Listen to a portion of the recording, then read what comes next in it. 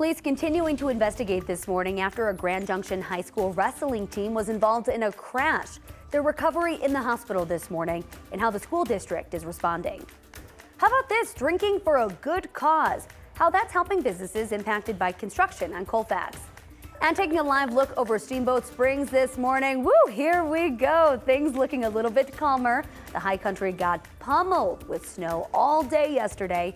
Why the Colorado Avalanche Center is telling backcountry skiers to stay alert this weekend.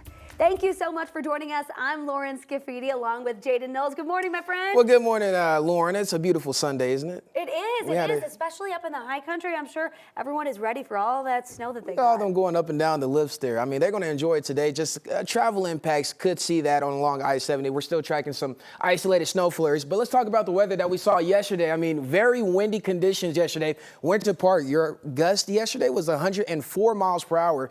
It was extremely blustery, but luckily today, not as blustery, but we are still seeing those breezy conditions, especially for the high country. For us across the metro area, finally a break from the wind. As far as satellite and radar, there's that system that brought all the snow now moving through parts of Chicago, even up towards Canada and parts of Toronto. We're still seeing some isolated snow flurries over towards the high country, and that should start to dissipate as we head into the latter parts of this afternoon. Because of the breezy conditions, we still do have avalanche danger. We do have an avalanche watch in effect because of those wind-loaded slopes. So those places that saw about 2 to 3 feet of snow, just be mindful of that. But current temperatures as you're getting ready to head out the door this morning, you'll definitely need that light jacket. We're in the upper 30s, starting to warm up as we're seeing lots of sunshine, but overall not the warm temperatures as a high for this afternoon. We're a little bit cooler thanks to a weak cold front that we did see early this morning. Here's your current temperatures across the state. Noticing the eastern plains, you're seeing the low 30s, teens in the high country, then also the low 30s for the western slope. Here's what's in my forecast for this afternoon. 44 degrees,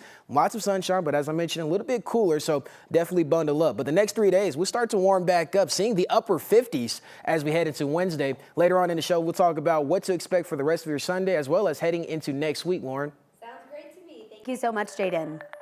This morning, some high school wrestlers from the Western Slope are recovering in the hospital after a serious crash in Lakewood. We now know that they weren't the only ones who went to the hospital. This all happened near West 6th Avenue in Kipling around 7:30 last night. Lakewood police say students and coaches from Grand Junction were leaving a tournament last night when the crash happened. Our partners over at KKCO report that the team was from Grand Central High. Emergency crews got there quickly to help on scene. Multiple people from both vehicles were taken to hospitals. We still don't know how they're doing this morning. The families of all students involved have been contacted. The Mesa County School District 51 released a statement following the crash saying, quote, "We will provide additional updates as soon as confirmed information is available. At this time, our focus is on supporting the students, families, and staff affected." An update to a story we brought you yesterday. Arvada police say they found a teen that had been missing since Friday. No other details were released, but they say investigators were in constant contact with his family to help find him.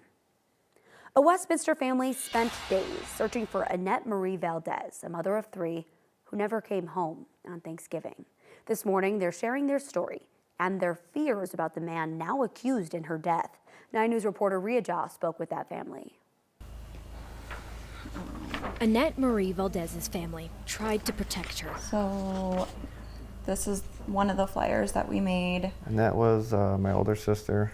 Anytime she needed me or called me, I went running. For years, Adam Larson and his wife Annalisa worried about Annette. This is a photo of Annette with her 3 little girls. She did everything. She took them to all their sports, all their school functions. He didn't do anything. They worried about the man she kept going back to, afraid of what he could do to her. We've tried so much to get her away from him, and every single time she went right back to him.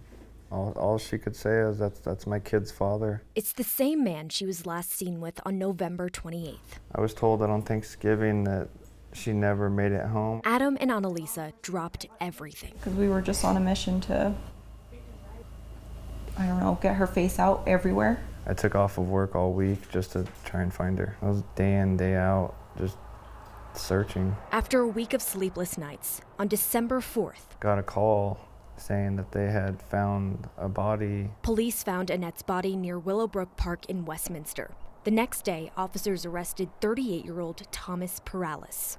We knew I had a feeling it was him. Perales is the father of Annette's kids. Court records show more than a decade of domestic violence cases involving Perales. I don't know if a lot of people understand that it changes your brain. So she would let him back. Annette's family says she was trying to get away. She just filed a protection order against Perales. Now he's accused of violating it and faces charges of second-degree murder, domestic violence, and abuse of a corpse. This was domestic violence, and people need to understand that this happens in real families and real communities. It steals lives. It leaves children behind. The girls lost their mom, and it's about to be Christmas, and they won't have their mommy. In Westminster, Ria Jha, 9 News. A former Littleton teacher will spend the next 3 months behind bars after pleading guilty to sexual exploitation of a child. 56-year-old Christian Kasich was working as a computer science and soccer coach at Rock Canyon High School. In January, prosecutors say another teacher walked in on him with his pants down. He was later arrested. Investigators then found images of child sexual abuse materials and photos he took of students without their consent. Kasich was sentenced to 90 days in jail and will be under probation as a sexual offender for 10 years. In global headlines this morning, right now, several governments have warned that the Gaza ceasefire is at risk, saying negotiations on getting to the next phase aren't going too well.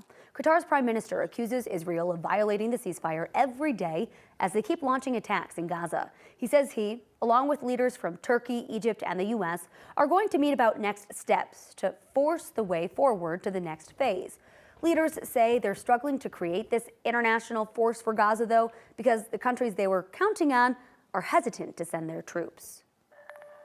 This morning, Defense Secretary Pete Hegseth is saying strikes against alleged drug cartel boats are justified to protect Americans. And right now, the world is seeing the strength of American resolve in stemming the flow of lethal drugs to our country.